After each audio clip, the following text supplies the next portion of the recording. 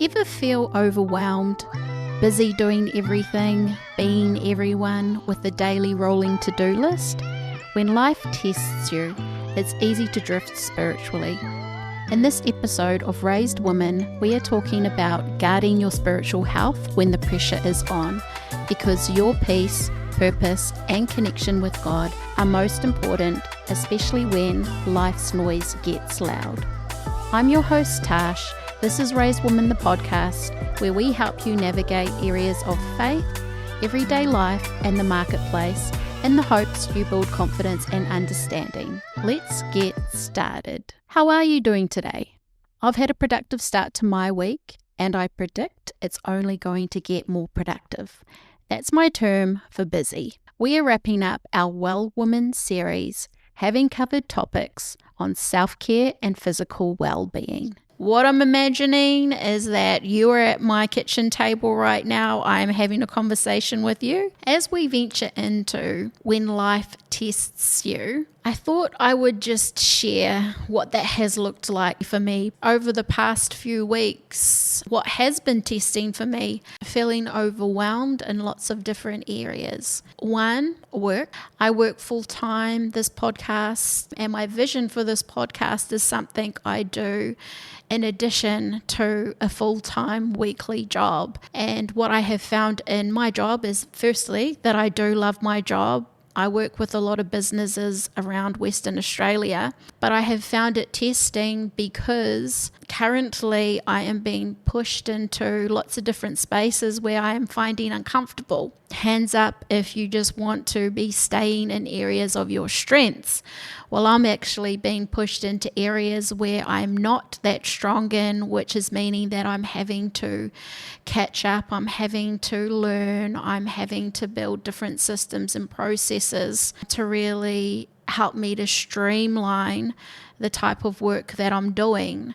And what all of that equals is being uncomfortable. Before I work full time, before I'm even pursuing something that I'm extremely passionate about, which is Raised Women and this podcast, I am a wife. And I'll tell you what, I have had to learn in the year and a half that I have been married that I am still learning what my role is as a wife.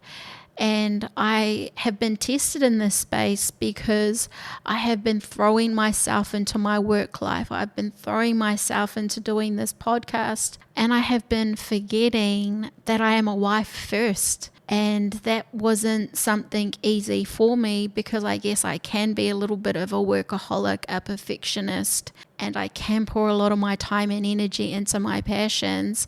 And I've had to realize that my work life, my business life are not separate to my marriage. My marriage plays a huge part in who I am. It is my foundation. And so I have found testing in looking after my home and utilizing my husband as not a standalone, but as my team. Because the reality is that I can't give my all to any of the spaces that I'm involved in if I am not being the wife that I need to, and not seeing that as a bad thing either. So I'm definitely learning in that space. Balancing my work life, Raised Women, as well as being a wife, testing, and then on top of that, there are other responsibilities. The church that we attend, we also carry different responsibilities within those spaces. With all the different hats that I've been wearing, it has been quite challenging. I have had to learn to communicate with my husband when I am struggling, when I do have a full-on day and schedule where I'm transitioning from my day-to-day job to pursuing Raised Women work, that, hey, there might be times where I can't cook tea or where I am struggling. And so it has been really freeing to communicate with my husband when I'm not managing, when I do need support from him, when I do need him to do errands and things that I can't. What I have learnt within my workspace is that you can take two approaches when it comes to being challenged. You can choose to lean into something or to fight against it. In this situation is to embrace being uncomfortable, knowing that God has the bigger picture sorted, that it is a training ground, and rather than me being upset with areas that I'm being pushed in and thinking I can't do that and everything else that comes with that, I've been praying to God and saying, God, what is it that I need to be learning in this space right now that I'm not? What is it that you need me to catch up with that I'm not? And I have really found just by praying that God has really just been revealing different things to me. He's been showing me how being in these meetings are helping me, how meeting these different people are connecting with the purposes and plans that He has for me. And so what I have found is that my attitude has shifted, and rather than going against the grain, I've completely gone in head first.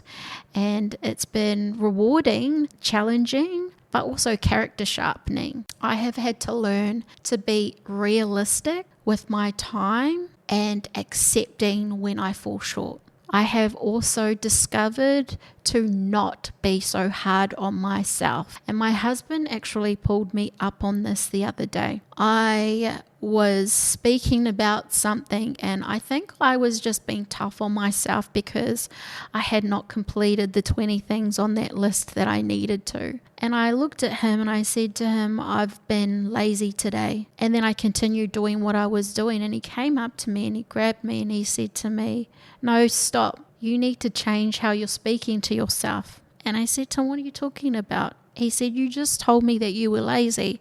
And I said, well, yeah, I have been lazy. And I said that to him because I had a day off. And because I had that day off, it meant on the day that I said that to him, I didn't get nowhere near the amount of work done that I did. And he said to me, what is it that you have done this week? And I rattled off, I'm not even kidding to you, about 20 different things that I've done.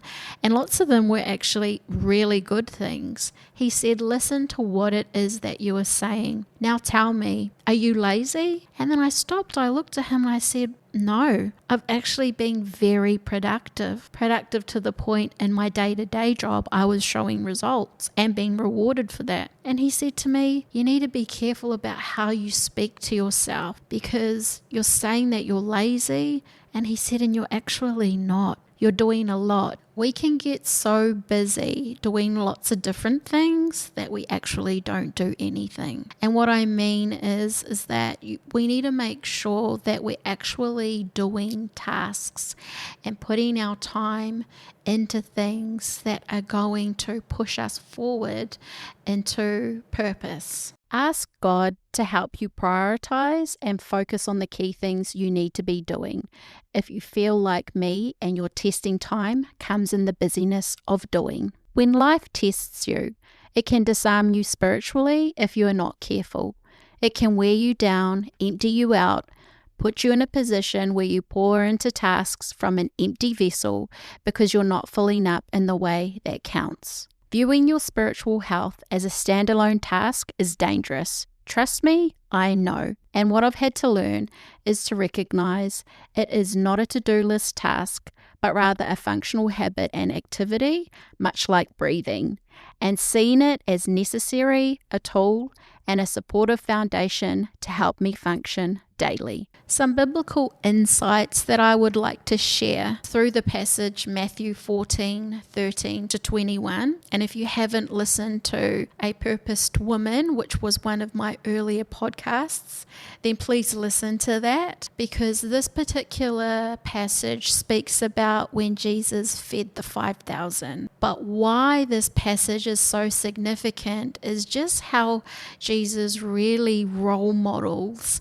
when he walks through different tests, how he carries himself. He allows himself to feel the way he does when he is overwhelmed, but he doesn't allow that to distract him. How he is still being tested when he is in his purpose, but he doesn't deter or or run from those things, he leans into them. Why? Because he understands that what he is doing will have impact, ultimately aligns with what his purpose is. That is such a great passage to really show you what embodying being tested looks like. And the last passage that I really want to pass on to you when life is testing you, and this is a beautiful reminder, is Psalms 139. Just read that passage, and I'll tell you why I love that passage, is because it is such a love story about who God is and how much he loves us.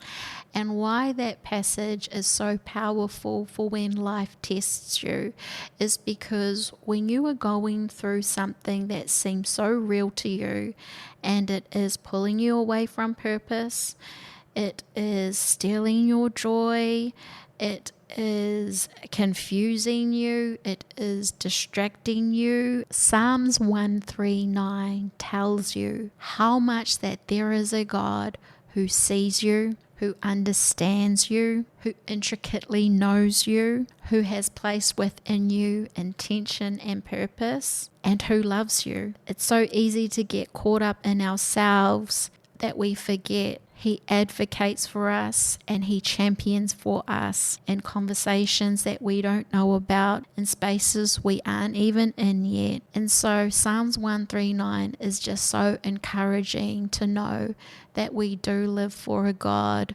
whose thoughts about us outweigh the number of grains of sand on this earth. Another lens I offer is this. Your physical well-being can take you so far, but your spiritual well-being is your reserve tank. What sustains you through tests to get you through the length of time and your destinational course. Tests are distractions, often targeted directly at ripping you away from purpose. Some spiritual anchors through these times that help me are praise. Praise lifts the heaviness of an environment, whether it's listening to my favorite Spotify worship list, going for a walk and thanking God, or generating a list of things that I'm blessed for to reflect and remind myself who God is in the realness of my life. God's word talks about praise as a double-edged sword, and it has the ability to lift heaviness if you practice it. Secondly, prayer. Knowing we live for a God who is all-knowing, all-powerful, and holds us in his hands puts me in a place of surrender, trust, and peace. I know he will never leave me or forsake me, and that when life's storms comes, he is right there in them with me. Prayer is a weapon, and there is a great movie, War Room, that I suggest watching that emphasizes this. Thirdly, God's word is essential. We live in a very influential world led by the opinions of others, but I want you to know there is only one source of truth, his word, the Bible. And it's important to know when tests come to not be confused or distracted by filling up your vessel from the wrong sources. Intentional devotion time helps you to learn and grow spiritually, but also it adds to relational time with you getting to know God. Spiritual health isn't about doing things pointlessly or ticking off a box. The reason we do these things is to position our hearts so that when tests happen, we have wisdom to discern, peace in amongst life's chaos, and we are planted near the source of the truth. Being spiritually well does not null and void us from battles within life, but rather being spiritually well does arm us to fight them with the right weapons and tools, because we understand and realize we can do so much in our own strength, but so much more in God's. Lastly, the right connection and community, even when you don't want to be around people, sometimes that can be me, gives you perspective. Being planted in church, growing alongside others who have the same values as me, making time to have fun and socialize with friends, serving in areas of church is important and great for breaking destructive patterns that can develop when we go through challenges. You see, positioning ourselves in areas of connection with the right community releases us from focusing on ourselves. People can impart joy, bring blessing, and also sharpen you. As real and big as your challenge may seem, there is a God who loves you and cares about you. protecting your spiritual well-being by putting in place practices that protect that is so important. Some questions I would encourage you to ask yourself. Do you communicate with those around you when life is testing you? Do you communicate with God when life is testing you? Do you have a daily or weekly program that makes time for connecting with God? Well, that wraps up our Well Women series. Thank you for joining me today. I'm sorry I couldn't offer you a coffee, but I really did feel like you were sitting with me in my kitchen. If you enjoyed this episode, check out the last 3 in this series and leave us a comment to let us know your thoughts. If you think this episode could help someone, then share it with them. Next fortnight on Tuesday, we have a new series, She is Wisdom. If you have a business idea, you are just starting off or looking at starting, then you won't want to miss it. I'm your host, Tash. This is Raise Women, the podcast. Stay well, and remember your spiritual well-being is just as important as your physical. Stay blessed, Raise Women. Enjoy your week.